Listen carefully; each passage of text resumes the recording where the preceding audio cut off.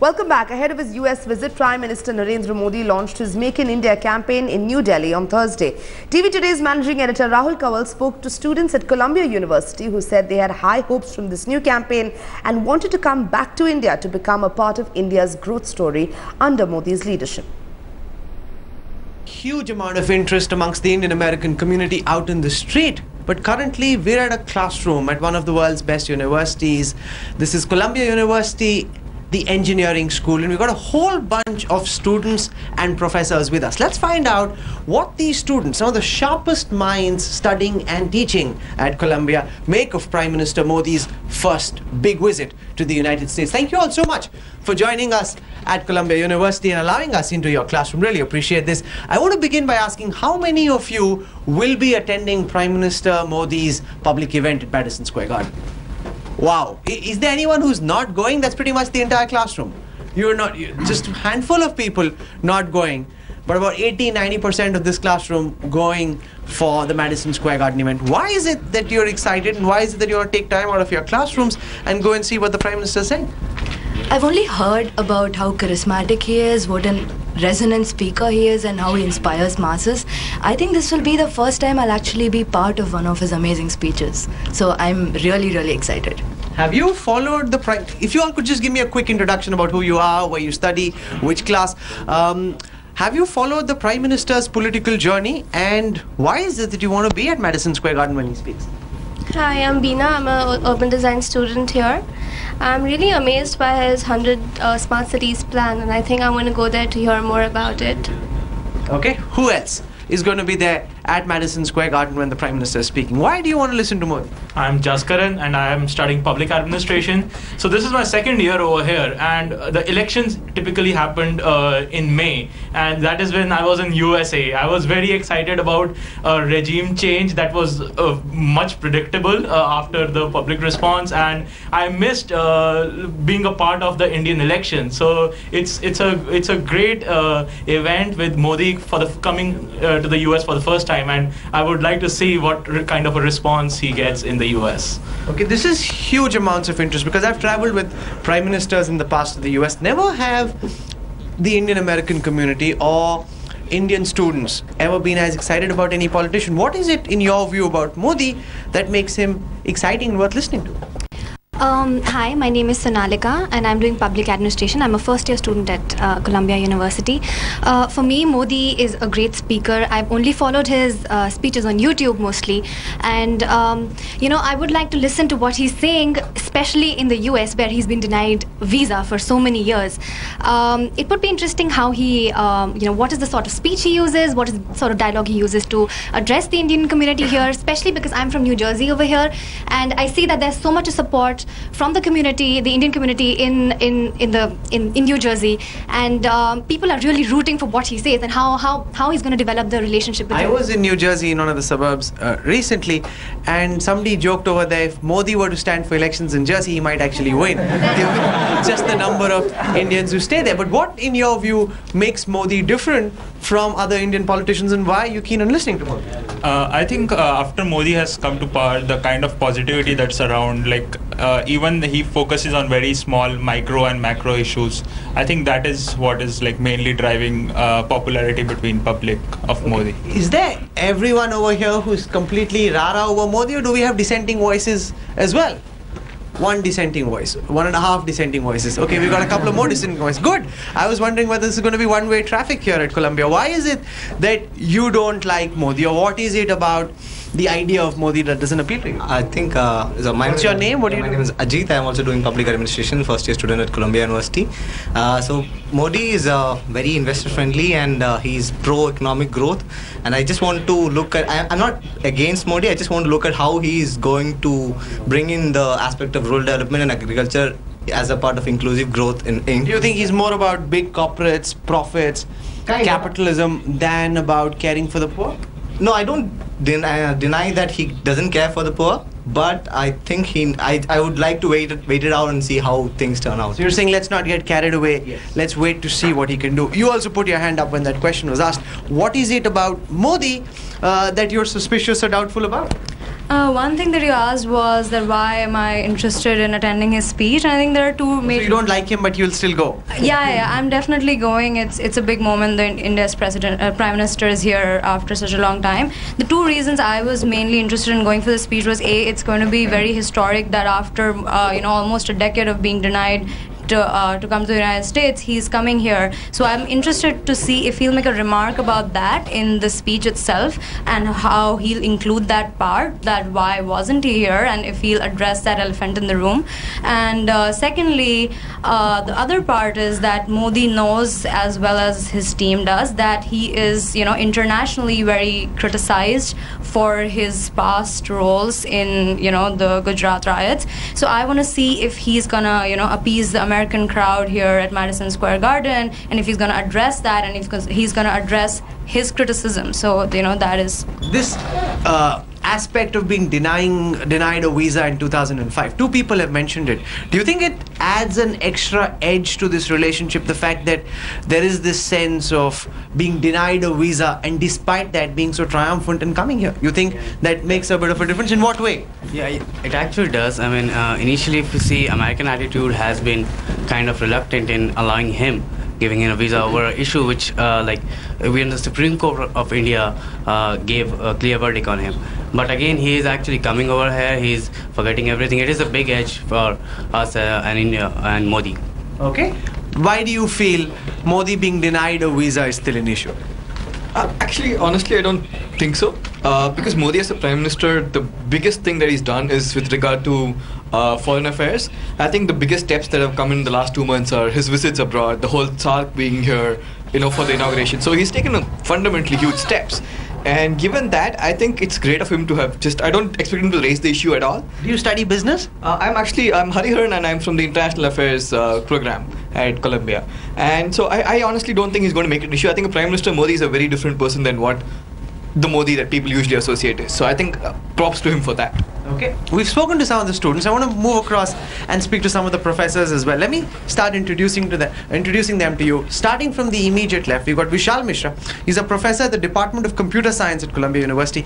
Then there's Vineet Goyal, assistant professor at the Department of Industrial Engineering Operations Research. We've got Kingshuk Jairat, Associate Professor at Columbia Business School, and Siddharth Ghosh, Assistant Professor at the Department of Industrial Engineering and Operations Research. Let me come to Vishal Mishra first, because you said, sir, that you were earlier opposed to Modi. You've now got fond of him. Why? So, I want to qualify that I was opposed to him. I come from a family with a long history of Congress support. My father was actually arrested during the freedom movement. So his notion of Congress has been very different, and that has sort of passed on to me, and I personally like Manmohan Singh a lot. So that was one reason, and then the other reason was, the whole Gujarat thing. You can't deny that there's a cloud hanging over Modi on that topic. So I wasn't sure. I was not in Gujarat. Whatever I followed through the media, long distance. So I was skeptical. But since he's taken power, every move that he has made, including inviting the SARC leaders, Nawaz Sharif, and bringing discipline into the government. I've heard of so many stories from people I know that red tape is being cut, things are a lot more disciplined, things are working towards specific goals. All that is making me change my mind. So I was skeptical, but I'm now. You say that the Gujarat riots still cast the shadow over Modi's head. Is that a perception you share, Vineet? Do you believe that 282 seats in the Lok Sabha settles that issue, at least in the public mind? So I think the public in this election has voted outright for economic growth and the idea of Modi, and I think in the minds of people that question is settled. So in terms of my opinion, I started out being a skeptic, and actually much before the elections, my view on Modi had moved to being. Has he lived up to your expectations so far? Yeah, certainly. I'm very excited about what is. Kingshuk, you teach business. Now, how much of a difference can one person make? Especially because several would say that India is a creaking, leaky system, and can one captain, even if he's got the right intent, change that? I think yes, absolutely. So let me start by saying that I am pro-Modi. I have some reservations, but I'm pro-Modi. And I do think that one person at the top can definitely change things. Of course, you have to work as a team, and Modi is a tough captain. We've all seen that. He likes to take center stage. But at the same time, I think he's a very pragmatic person. This whole issue of visa being denied and now immediately he's coming here, that shows how pragmatic he is. That shows that he does put the interests of the country above his personal ego, which I think is a very big positive for him. Now, on what has he done, I actually disagree with Vineet. I'm not very impressed with what he has done internally. I mean, he has brought people to... So most of his focus has been outside India. The low-lying fruit. Let's go meet people. Let's say good things. Bring people over. Even with China, there's a long list of 10 things. But if you attach numbers to something, there's just one promise, which is just a promise that they'll invest some $20 billion in India. But besides that, everything is a statement, which is kind of weak. And inside, I mean, of course, it will take time for the economy to change. But I think that it's been a little bit of a letdown because he was getting people definitely overexcited, but in the first 3 or 4 months he hasn't really delivered. So do you share that view that Modi's leadership so far has been underwhelming, that he's overpromised and underdelivered? I don't think the promises that he made were not promises that you could test right away, right? So from that perspective, it is difficult to pinpoint him on one thing or the other. I think his leadership has been pragmatic in the sense that when he came to power, of course the Godhra incident casts a shadow in my mind, and I'm sure in many people's mind, because if that had never happened hypothetically, I'm sure nobody would have a reservation. People would say, great, it's changed, let's roll the ball and see what happens. Now, my thing was that, okay, was that a means to an end, or is he that kind of a guy? Is he... And that is what I've been looking to. And I think he's walked that tightrope pretty well. He's been pragmatic in trying to court businesses and show the economic face of India and not scare away the foreigners, whereas he's managed to not isolate his hardliners even now. And that is a difficult balance to keep. And he's kept it pretty well so far. So as a leader, I'm looking forward to stability, growth, optimism, and those things. And I think he's delivered on those dimensions so far pretty well. So okay. This gentleman had also put up his hand when we asked for who the Modi skeptics were. Why is it that you're skeptical about Modi? Hi, I'm Vijay Ramesh. I'm a student, I'm a master's student at the Department of Ecology and Environmental Sciences. So firstly, when I voted for Modi, and I expected him to do a lot for the country, but he has let me down personally because of the number of environmental clearances which are increasing at a rapid rate today without even considering the actual ecological scenario on the field, on the ground. As a field biologist, I know that since Modi has always been for pro-development, it shouldn't be a debate about development versus environment. There should be a solution so that it shouldn't just go towards one section alone. For example, the clearance given for the Narendra Island, where the Coast Guard wants to build a radar station there. There's absolutely no necessity to build a radar station there. That island... But the Chinese are building so many radar stations in the same region, and you want to have your guard up, don't you? But the Chinese have submarines too. We can have submarines and still keep watch. This island has a unique species of hornbills, which is not present anywhere else in the world. If you build a radar station there, you're going to ensure that this hornbill goes extinct in the coming years. And I seriously think that something needs to be done to stop these environmental clearances going at a rapid rate. You need to have a lot of people look at the environmental clearances and not just people at the Ministry of Environment and Forests. Vishal, this is criticism that's thrown at Modi often, that because he's so pro-business, several files that were earlier pending, even inside very ecologically sensitive zones, are suddenly being cleared. That this might be great for corporate India, but is really bad for India's ecology. India's ecology. So that is a valid concern. So how much of a concern it plays out, and there are always nuances to that. So for instance, the sea link in Bombay, it was held up for 10 years, and now the next phase has been cleared. So if you think of the environment, maybe it will harm the environment in the short term. But if you think the traffic that will alleviate all the sort of pollution that traffic that generates, it clears up. So people have to think in the long term, and serious environmentalists have to weigh in. So not everything is black and white. That the issue that you raise is of course a valid issue, but in some of these cases where the clearance have been going faster, I would say I'm not so strongly against it. What is it that you're hoping to hear Modi say? Hi, my name is Mithun Radhakrishna and I recently graduated with a PhD in chemical engineering. Congratulations. Thank you.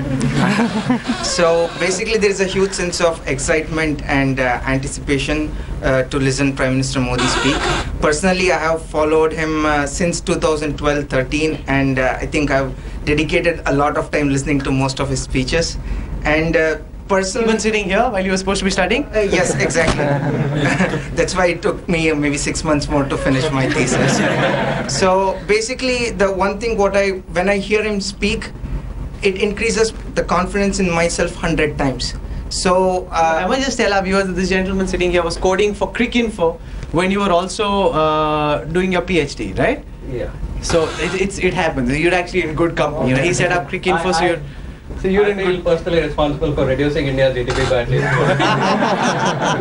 Yeah, that's why everybody sitting outside is logging in, checking the cricket scores, and he's the man who's responsible for doing that. Yeah, go ahead. So personally, as I said it, whenever I listen to him, it increases belief in myself, and I don't have any expectations as to, because he has said enough about what he wants, and what I admire is his concepts are very clear. So he knows, okay, these are the problems, this is the way I need to solve, and I've always admired that. I'm just going there to have the energy dissipated. So you always listen on a computer, but I believe that there is some, when you listen to him in person, I hope there's some of his optimism and dynamism and his dedication towards the country slightly passes on. That's very interesting that you say it, and say it with such serious conviction, because he's actually quite a workaholic. From really early in the morning till late into the night, every single day since the time he's been sworn in, he's been working. That's a lesson for all of us, right? Yes, I mean, it's a lesson for all of us, but I think it should not be excess. I mean, I'm ambivalent about Modi. I'm pro-Modi in the sense that he's given us stability, he's shown us optimism, but at the same time, I mean, the particular concept, the statement you've made, he's very rigorous. I mean, he's very stern. Somebody used the word regime, and that's not a good word in democracy. I mean, he's very strict about certain policies, be it the implementation of Hindi language, or not condemning the Hindu nationalists, which are his pro-party supporters. He says he's a Hindu nationalist himself. Fine, let's not get into that debate. And he's very proud of it. He's not controlling the sense of Hindu nationalistic statements people are making, be it in the UP elections, or I mean these pro-RSS that India is a Hindu country. I mean, Prime Minister should not comment about everything, but there are certain things which Indians, and particularly the minorities, are concerned about. That's a very important point. How many people share that concern, that the loonies have got a free run and they're making all kinds of crazy comments which harm India's social fabric since the time Modi came to power? Yeah, I have a big concern for the minorities because, you know, I've grown up in such a scenario in UP that, you know, Babri Masjid happened, and then other riots happened in Gujarat, and especially because of his speech is in New York, which is such a multicultural, such an international, such a cosmopolitan place. And we here, when we live here, we have to answer these questions to our, you know, fellow friends. Yes. What about you? I'm Lakshmi. I'm a master's student in industrial engineering. For me, Modi epitomizes implementation of anything. And I feel that, you know, as long as he's in India and he's governing, anything is possible. So personally, I'm definitely going back as long as... These are very, very refreshing answers. I do want to thank you all for taking out time and joining us on this broadcast. Very different from what I had in mind when we came in. But it's really nice to see so many of you now consider wanting to go back and work on the India story once more. Thank you all so much for allowing us into Columbia University. Thank you.